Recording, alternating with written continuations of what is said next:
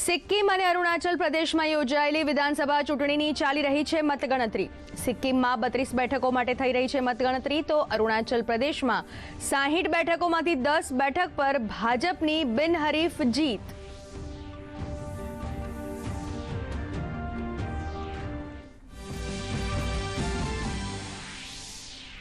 લોકસભા ચૂંટણી બાદ આવેલા તમામ એક્ઝિટ પોલમાં એનડીએ ગઠબંધનની મોટી જીતનું અનુમાન। તમામ એક્ઝિટ પોલમાં એનડીએને 350થી વધુ બેઠકો મળવાનો અંદાજ। વિપક્ષમાં ઇન્ડી ગઠબંધનની આશાઓને મોટો ઝટકો।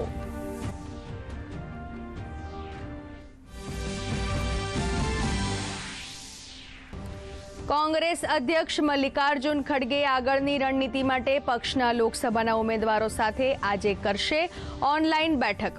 ગઈકાલે ઇન્ડી ગઠબંધનને 295થી વધુ બેઠકો પર જીત મેળવવાનો કર્યો હતો દાવો।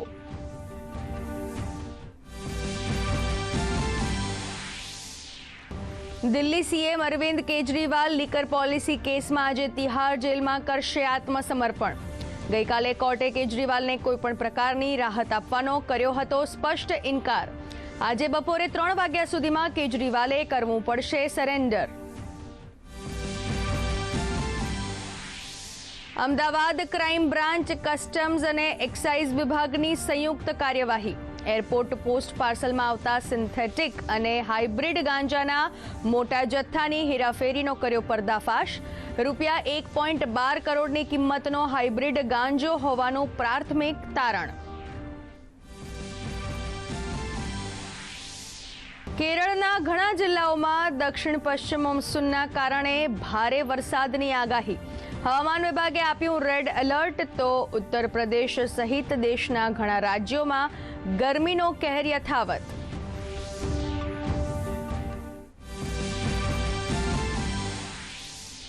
રાજ્યમાં ગરમીનું ઘટ્યું પ્રમાણ। હવામાન વિભાગે સાબરકાંઠા, કચ્છ, સુરેન્દ્રનગર અને પાટણમાં વંટોળની કરી છે આગાહી। 25થી 30 કિલોમીટર ઝડપે પવન ફૂંકાવાની પણ વ્યક્ત કરાઈ છે આગાહી।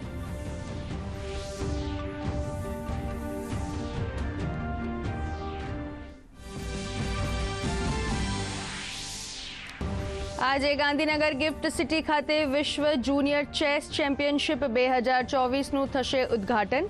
ગ્રેન્ડ માસ્ટર વિશ્વનાથ આનંદ રહેશે ઉપસ્થિત। 46 દેશોના 220 ખેલાડીઓ આ ટુર્નામેન્ટમાં લેશે ભાગ।